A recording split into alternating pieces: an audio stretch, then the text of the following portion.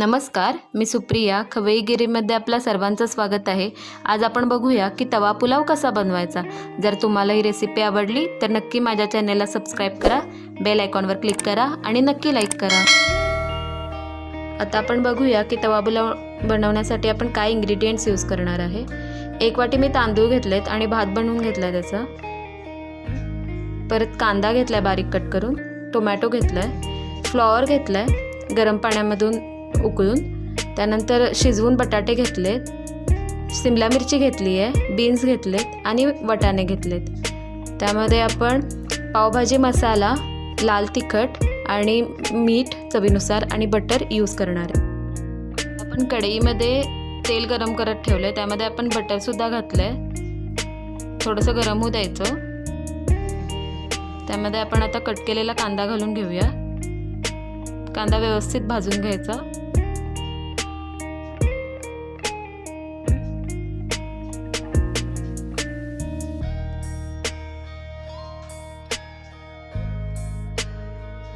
कांदा भाजून झालाय. आता आपण त्यामध्ये आता बारीक कट करून घेतलेली शिमला मिरची घालूया. शिमला मिरची व्यवस्थित शिमला मिरची आता व्यवस्थित भाजून झाली आहे, तेल सुटलंय त्याला. आता आपण बीन्स घालून घेऊया.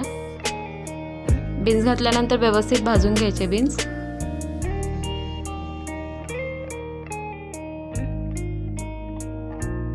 आता बीन्स व्यवस्थित भाजून झाले. त्यामध्ये आता टोमॅटो घालून घेऊया आपण. टोमॅटो व्यवस्थित परतून घ्यायचे, तेल सुटूपर्यंत व्यवस्थित भाजायचे. टोमॅटो आता व्यवस्थित भाजून झालाय. त्यामध्ये आपण आता मटार घालून घेऊया. फ्लॉवर सुद्धा घालून घेऊया. फ्लॉवर ऑलरेडी आपण उकडून घेतलाय गरम पाण्यामध्ये आणि आता ते दोन्ही आपण व्यवस्थित मिक्स करून घेऊया. आपल्या भाज्या व्यवस्थित परतून झाल्यात. पहिल्यांदा आपण लाल तिखट घालून घेऊया, साधारण 2 चमचे.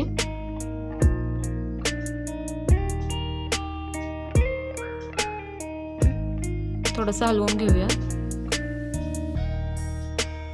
त्यामध्ये आता पावभाजी मसाला घालूया.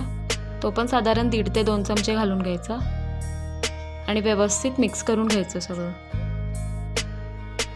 मसाले घातल्यानंतर आपण परत एकदा परतून घेतले व्यवस्थित. आता आपण बटाटे घालून घेऊया. बटाटे उकडून घेतलेत.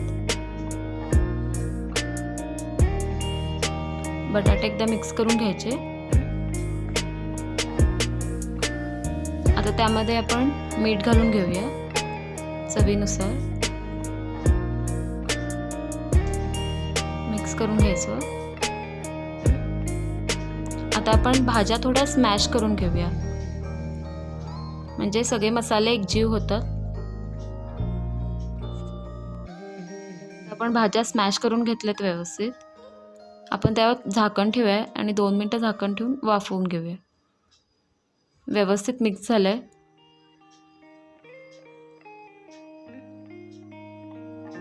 त्यामध्ये आपण आता जो राईस शिजवून घेतलाय तो घालून घेऊया.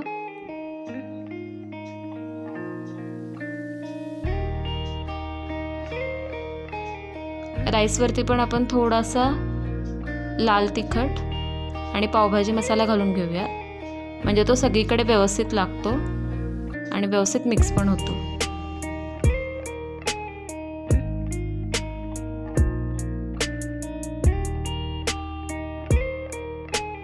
आता आपण मसाला घातल्यानंतर व्यवस्थित राईस आणि आपण जी भाजी बनवलेली ते मिक्स करून घेतलंय.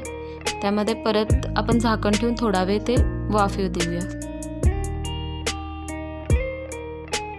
आता आपण 5 मिनिटं वाफवून घेतलाय आणि मस्तपैकी तयार झाला तवा पुलाव. आता आपला हा तवा पुलाव सर्विंगसाठी रेडी आहे. आपला तवा पुलाव आता सर्व करून रेडी आहे. तुम्ही हा रायत्याबरोबर देखील सर्व करू शकता. तुम्हाला जर रेसिपी आवडली तर नक्की माझ्या चॅनलला सबस्क्राईब करा, बेल आयकॉनवर क्लिक करा आणि नक्की लाईक करा. थँक्यू.